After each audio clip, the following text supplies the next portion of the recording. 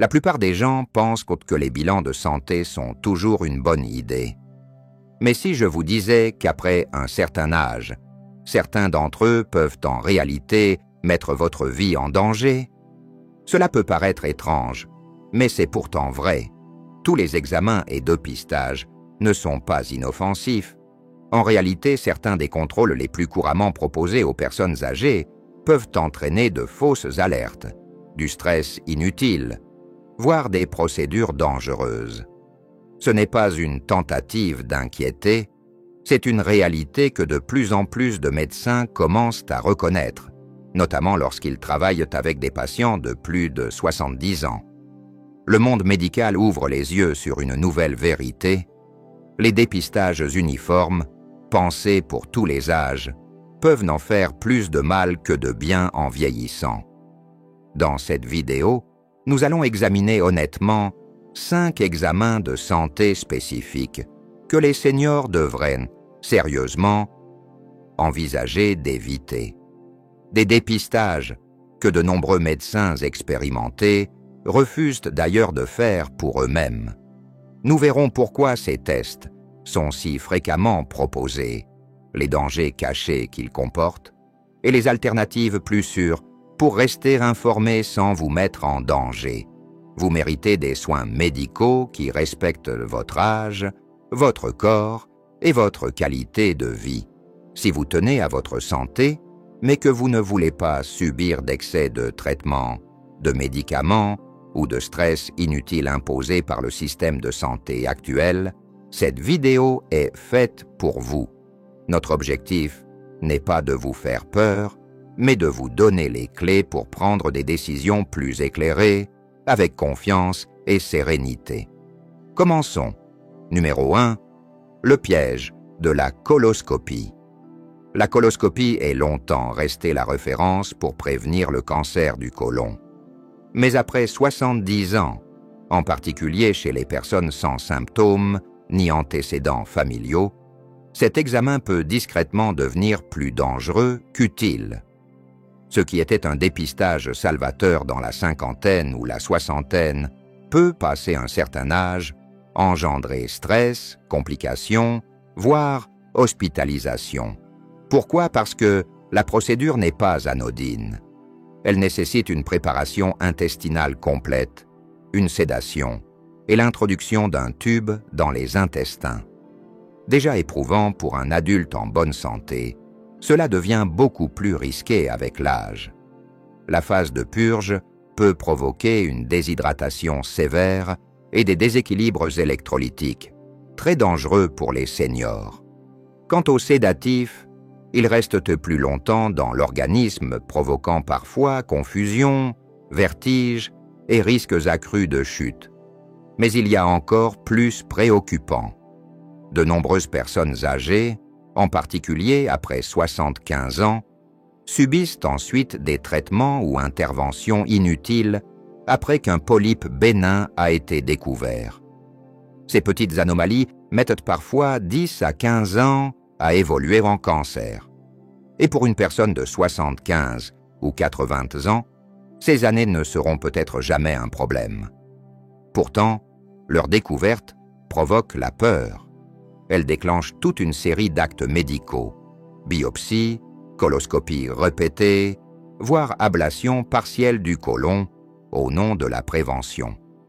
Mais quand les risques liés au traitement dépassent les bénéfices réels, la prévention devient préjudice.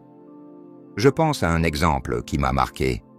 Un ami nommé Gérard, 82 ans, encore actif et lucide, s'est laissé convaincre de faire une coloscopie de routine malgré l'absence de symptômes digestifs.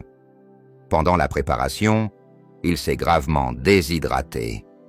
Après l'examen, il était désorienté, a fait une chute à son domicile le soir même et s'est fracturé la hanche. Cet unique test a entraîné plusieurs mois de rééducation, de frais médicaux et beaucoup de stress. Et le résultat? Aucun problème trouvé. Ce n'est pas une critique envers les médecins. Ils suivent ce qu'on leur a appris. Mais la médecine évolue et nous devons évoluer avec elle. Si vous avez plus de 70 ans et que vous ne ressentez aucun symptôme, il est parfaitement raisonnable de refuser une coloscopie. Il existe aujourd'hui des tests de sel non invasifs, plus sûrs et plus simples, qui offrent de bons résultats pour beaucoup de personnes. Il s'agit de réfléchir aux vrais coûts, physiques, émotionnels et financiers, de certains examens qui n'apportent peut-être rien de plus. Il faut cesser de croire que plus de tests signifie toujours de meilleurs soins. Après 70 ans, de meilleurs soins signifient souvent moins d'interventions et des choix plus réfléchis. Ne pas faire un examen inutile n'est pas négliger sa santé. C'est, au contraire, la respecter. Numéro 2, l'erreur du scanner corporel complet annuel. Il y a quelque chose de séduisant dans l'idée d'un scanner de tout le corps. Se dire qu'une machine peut vous passer au crible de la tête aux pieds, détecter chaque problème caché avant qu'il ne devienne grave, cela semble être de la prévention intelligente, n'est-ce pas? Et pourtant, après 70 ans, cette approche peut se révéler plus dangereuse qu'utile. Même si l'intention derrière les scanners corporels est louable, les conséquences qu'ils entraînent ouvrent souvent la porte à une cascade de peurs, d'examens invasifs et même de chirurgies inutiles qui peuvent raccourcir votre vie au lieu de la prolonger. Soyons clairs, les scanners corporels complets de type IRM ou scanner CT ne sont pas des outils de dépistage classiques. Ce sont des technologies très puissantes, capables de détecter absolument tout, y compris des anomalies bénignes qui n'auraient jamais affecté votre santé ou votre espérance de vie. Ces fameuses découvertes fortuites deviennent alors de véritables bombes à retardement mental. Un petit nodule ici, une ombre là, et vous voilà embarqué dans une série de rendez-vous, de biopsies, d'examens spécialisés, à la poursuite de quelque chose qui n'aurait peut-être jamais posé problème. Pourquoi cela est-il encore plus préoccupant après 70 ans? Parce que le corps ne réagit plus comme à 45 ans. Une biopsie autrefois anodine peut aujourd'hui entraîner un affaissement pulmonaire, une infection ou des semaines de convalescence. Même s'allonger immobile pour une IRM peut devenir pénible pour les articulations âgées. Et il y a aussi le poids émotionnel, souvent passé sous silence. De nombreuses personnes âgées vivent ensuite avec l'angoisse permanente de ce qui pourrait arriver, au lieu de savourer la santé qu'elles ont réellement. Je pense à Béatrice, une femme de 78 ans que j'ai rencontrée lors d'un atelier santé. Elle était en forme, marchait tous les jours, ne se plaignait de rien. Lors d'un salon bien-être, une clinique mobile lui a proposé un scanner complet à tarif réduit. Ils ont trouvé une minuscule lésion sur un rein, tellement petite qu'elle n'avait causé aucun symptôme et n'en aurait probablement jamais causé. Mais le mot « lésion » a suffi à déclencher la panique. 1 mois plus tard, elle était opérée. La suite? Des mois de récupération, une baisse d'énergie, des complications qui ne sont jamais vraiment parties. Tout ça pour quelque chose qui serait peut-être resté silencieux toute sa vie. Sur le plan médical, cela s'appelle le surdiagnostic. Sur le plan émotionnel, c'est de la peur inutile. Et sur le plan financier, c'est un gouffre. Car ces examens sont rarement remboursés. S'il n'y a pas de justification médicale claire, beaucoup de seniors les payent de leur poche, croyant acheter la tranquillité d'esprit. Mais ce qu'ils achètent vraiment, c'est une entrée dans un engrenage médical qui ne s'arrête parfois jamais. La responsabilité, à ce stade de la vie, prend une autre forme. Elle consiste à faire davantage confiance à son corps, à écouter comment vous vous sentez et pas seulement ce que disent les machines, et à comprendre que toutes les ombres sur un écran ne méritent ni votre énergie ni votre inquiétude. Si vous êtes encore là et que ces conseils vous semblent utiles, écrivez numéro 2 en commentaire pour me le faire savoir. Et si vous n'êtes pas encore abonnant, pensez à le faire et à activer la cloche pour ne manquer aucune de nos prochaines vidéos. Votre soutien nous aide énormément à continuer à produire du contenu de qualité pour vous informer et vous inspirer. Numéro 3. L'excès de tests d'effort cardiaque. Pendant des décennies, le test d'effort sur tapis roulant a été considéré comme un outil de référence pour détecter les maladies cardiaques, en particulier chez les personnes âgées. Le raisonnement est simple, faire travailler le cœur sous pression et observer sa réaction. Mais après 70 ans, ce raisonnement peut se retourner contre vous. Et beaucoup de seniors ne s'en rendent compte qu'une fois qu'il est trop tard. Ce qui était un examen utile dans la cinquantaine ou le début de la soixantaine devient, passé un certain âge, un test discutable, voire dangereux. Pourquoi? Parce que les tests d'effort chez les personnes âgées donnent souvent ce que les médecins appellent de faux positifs. En d'autres termes, les résultats peuvent suggérer un problème cardiaque alors que votre cœur fonctionne parfaitement bien. Ces résultats trompeurs s'expliquent par les changements naturels liés à l'âge. Les artères deviennent plus rigides, la tension artérielle varie davantage, les signaux électriques du cœur changent, sans que cela signifie nécessairement qu'il y ait une maladie. Mais le test d'effort, lui, ne fait pas la différence. Il détecte une anomalie et déclenche aussitôt une chaîne d'examens, angiographie, cathétérisme, voire pose de stent ou pontage. Et tous ces gestes comportent des risques bien réels.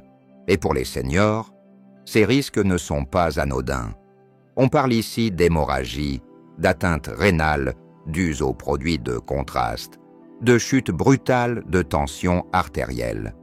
Les interventions deviennent plus lourdes à supporter et les complications se multiplient. Ce qui commence par un simple test sur tapis peut se terminer à l'hôpital sans que l'on comprenne comment on en est arrivé là. Je pense à Georges, 74 ans, ancien chauffeur de bus à la retraite. Aucun essoufflement, aucune douleur thoracique, aucune fatigue. Lors d'un simple bilan de routine, son médecin lui a proposé par précaution un test d'effort. Les résultats sont revenus limite. 3 semaines plus tard, il subissait une angioplastie pour une obstruction qui ne lui avait jamais causé le moindre symptôme. 1 mois après l'intervention, une infection sévère s'est développée au point d'insertion du cathéter. Il a fini en soins intensifs, puis a passé 6 mois entre rééducation et complications. Sa qualité de vie ne s'en est jamais totalement remise. Alors posez-vous la question, ce tapis en valait-il la peine? Aujourd'hui, de nombreux cardiologues et associations gériatriques recommandent d'éviter les tests d'effort systématiques chez les personnes âgées sans symptômes. Ils sont d'accord sur un point.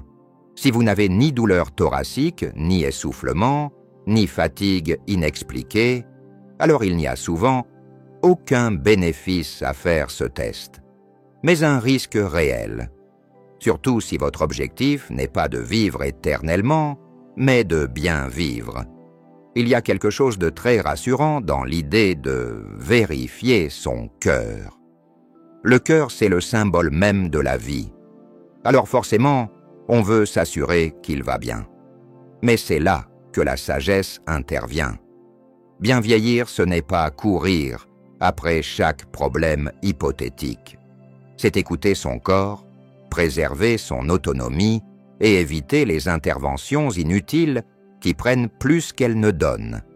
Cela ne veut pas dire qu'il faut négliger sa santé cardiaque, bien au contraire, mais au lieu de monter sur un tapis de course à l'hôpital, concentrez-vous sur les fondamentaux.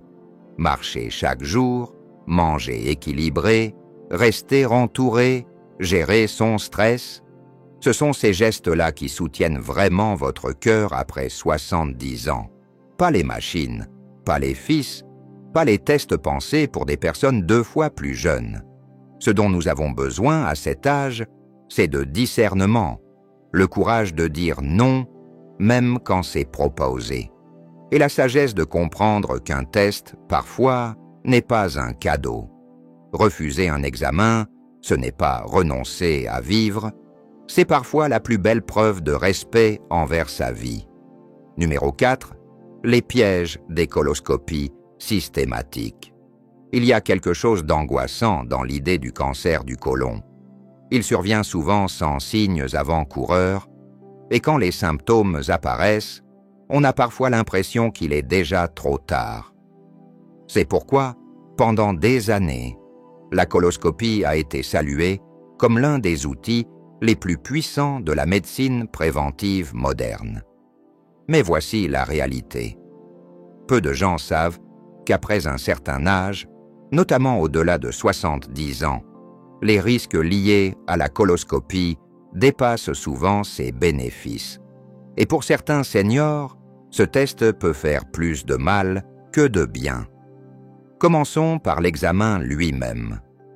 Une coloscopie nécessite une sédation complète. Et chez les personnes âgées, l'anesthésie comporte de vrais risques. Avec l'âge, le foie élimine les médicaments plus lentement et le cerveau devient plus sensible aux effets des sédatifs. C'est pourquoi les patients plus âgés sont plus exposés à ce qu'on appelle un dysfonctionnement cognitif post-opératoire. Troubles de la mémoire, confusion persistante, brouillard mental, qui peuvent durer des semaines, voire des mois. Ensuite, il y a la fameuse préparation.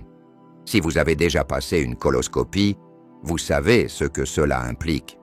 Boire de grandes quantités de laxatifs puissants pour nettoyer tout le système digestif. Mais pour les seniors, cette étape peut être épuisante, voire dangereuse. Elle provoque une déshydratation, déséquilibre les électrolytes, fatigue les reins et laisse le corps vidé, physiquement comme émotionnellement. Un seul faux pas, et c'est la chute dans la salle de bain en pleine nuit. Ce n'est pas une exagération. Les chutes liées à la préparation de coloscopie sont plus fréquentes qu'on ne le pense, surtout chez les personnes âgées vivant seules. Mais le plus souvent oublié, c'est ceci: la période d'intérêt du test. Une coloscopie est conçue pour repérer des polypes qui mettent 10 à 15 ans à évoluer en cancer. Mais si vous avez déjà 70 ou 80 ans et que vos précédents examens étaient normaux, la probabilité que ces polypes deviennent dangereux dans le temps qu'il vous reste est extrêmement faible. En revanche, le risque de complications, hémorragie, perforation, effets secondaires des médicaments, augmente nettement avec l'âge. Je pense à Aline, 78 ans, ancienne institutrice à la retraite. Elle avait eu une coloscopie normale à 68 ans, puis une autre à 73. Mais à 78 ans, son médecin lui en a proposé une dernière par précaution. Elle a accepté. Lors de l'examen, son côlon a été perforé. Une complication rare, mais grave. Elle a dû être opérée en urgence et a passé près d'1 mois à l'hôpital. Aline a survécu, mais elle n'a jamais retrouvé la même énergie. Son autonomie a diminué. Elle dit souvent qu'elle aurait aimé qu'on l'avertisse que ce test ne valait peut-être pas le prix qu'elle a payé. Pourquoi cela arrive-t-il? Parce que la médecine fonctionne souvent par habitude. Si un test était utile à 50 ans, on pense qu'il l'est encore à 75. Mais le vieillissement change la donne. Ce qui nous protégeait avant peut aujourd'hui nous affaiblir. Et la peur du cancer, bien compréhensible, fait parfois oublier les véritables priorités de cette étape de la vie. Rester mobile, lucide et serein. Aucun examen, aussi avancé soit-il, ne vaut la peine de sacrifier ses piliers pour un gain de longévité très incertain. Ce qui compte plus, à cet âge, c'est de rester attentif aux vrais signaux d'alerte. perte de poids inexpliquée, douleur abdominale persistante, présence de sang dans les selles. Dans ces cas-là, oui, il faut consulter. Mais en l'absence de symptômes et avec des antécédents rassurants, une coloscopie de routine peut ne pas seulement être inutile, elle peut être dangereuse. C'est ici qu'il faut reprendre le pouvoir. Être bien informé, c'est comprendre les compromis. Pas simplement dire oui à un examen parce que c'est ce qu'on fait à cet âge. Votre corps mérite d'être traité avec précaution, pas exposé à des risques qui ne rapportent plus grand-chose. Si vous êtes toujours avec nous et que ces conseils vous parlent, écrivez numéro 4 en commentaire pour nous le faire savoir. Et si vous n'êtes pas encore abonné à cette chaîne, je vous recommande de le faire maintenant et d'activer la petite cloche pour ne rien manquer. Votre soutien nous aide à continuer de créer des contenus utiles et inspirants. Nous poursuivons. Numéro 5. L'excès de tests d'effort cardiaque de routine. Il y a quelque chose dans les maladies du cœur qui fait peur, comme si on vivait avec une bombe à retardement. On entend souvent des histoires de personnes qui semblaient en bonne santé un jour, puis qui se sont effondrées le lendemain. Il est donc naturel de vouloir tout détecter à l'avance. C'est pourquoi les tests d'effort cardiaque sur tapis roulant ou par injection sont devenus très fréquents, surtout chez les personnes de plus de 70 ans. Mais voici une vérité surprenante. Chez de nombreux seniors, surtout ceux qui n'ont aucun symptôme cardiaque, ces tests font souvent plus de mal que de bien. L'idée d'un test d'effort paraît rassurante. On marche sur un tapis roulant, on observe le rythme cardiaque, et si quelque chose semble anormal, on agit. Mais dans la réalité, c'est bien plus complexe. La plupart des personnes de plus de 70 ans présentent déjà des changements normaux liés à l'âge dans leur système cardiovasculaire. Un peu plus de raideur dans les artères, quelques dépôts bénins ou un temps de récupération un peu plus long après l'effort. Ce sont des signes classiques du vieillissement. Mais sur un test d'effort, ces signes peuvent être mal interprétés comme des anomalies inquiétantes. Résultat, le patient est envoyé vers d'autres examens, voire vers des interventions comme une angiographie ou la pose de stents. Et c'est là que les risques deviennent bien réels. Ces interventions ne sont pas anodines. Les cathétérismes peuvent entraîner des saignements, des AVC ou des lésions rénales, en particulier chez les personnes âgées dont les vaisseaux sont plus fragiles et les reins plus sensibles. Et une fois qu'on entre dans cette spirale, il est difficile de faire marche arrière. Un test en entraîne un autre, puis un autre, et vous voilà engagé dans une succession d'actes médicaux, pour une anomalie qui, au fond, ne vous aurait peut-être jamais posé de problème. Je pense à Gérard, un grand-père de 76 ans, originaire de Bourgogne. Il se sentait très bien, marchait tous les jours, jouait avec ses petits-enfants, aucun essoufflement, aucune douleur. Lors de sa visite annuelle, son médecin lui propose un test d'effort juste pour vérifier. Le résultat montre une petite anomalie. Gérard est envoyé faire un cathétérisme. On y découvre quelques plaques sans gravité. Mais les médecins décident malgré tout de poser un stent. Après l'intervention, Gérard a une complication liée aux anticoagulants. Il est hospitalisé pour une hémorragie interne et passe les 3 mois suivants à se rétablir. Tout ça pour un test qu'il n'avait pas besoin de faire. Et un problème qui, en réalité, n'était pas urgent. Pourquoi cela arrive-t-il? Par peur. La peur de rater quelque chose. La peur de ce qui pourrait arriver si on ne fait rien. Mais à cette étape de la vie, il est temps de privilégier la qualité à la quantité, préserver son énergie, son autonomie, son confort, plutôt que de courir après des maladies qui ne se sont même pas manifestées. Aujourd'hui, de nombreux cardiologues de renom recommande de ne pas réaliser de tests d'effort systématiques chez les personnes âgées sans symptômes. Les preuves scientifiques ne sont pas suffisantes. Ces tests ne réduisent ni les infarctus, ni la mortalité, et chez les patients sans signes actifs, comme une douleur thoracique, un essoufflement à l'effort ou des vertiges, ces examens ne sont pas seulement inutiles, ils peuvent être dangereux. La meilleure approche, c'est une surveillance basée sur les symptômes. Si vous remarquez un changement, fatigue anormale, pression dans la poitrine, palpitations, alors oui, il faut consulter. Mais si vous vous sentez bien, que vous dormez correctement, que vous restez actif, votre corps vous parle déjà plus clairement qu'une machine ne le pourrait. En vieillissant, il faut passer d'une logique d'intervention à une logique d'observation intelligente. Ce n'est pas de l'abandon, c'est une façon sage de vivre. Il ne s'agit pas de combattre chaque menace potentielle. Il s'agit de protéger ce qui compte. Votre temps, votre lucidité, votre dignité. Quelques mots pour conclure. Vieillir ne signifie pas devenir impuissant, bien au contraire.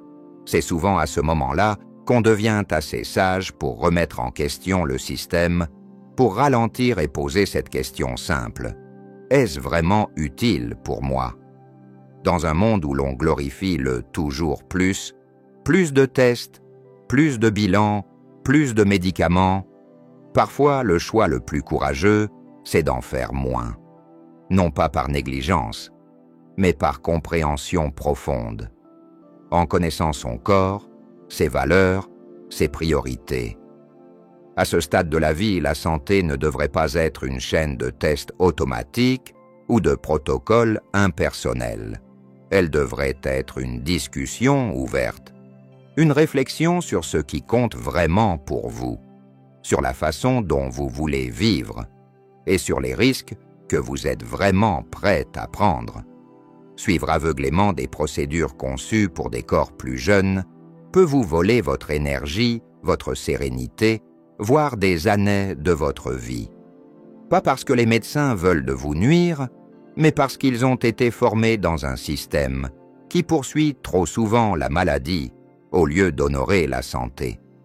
Si cette vidéo vous a fait réfléchir, si elle vous a permis de voir votre santé sous un angle nouveau, alors elle a déjà rempli sa mission. Et souvenez-vous, dire non à certains examens, ce n'est pas négliger sa santé.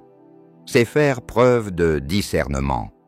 C'est peser les bénéfices face aux inconvénients. C'est reconnaître qu'un test ne mène pas toujours à plus de clarté.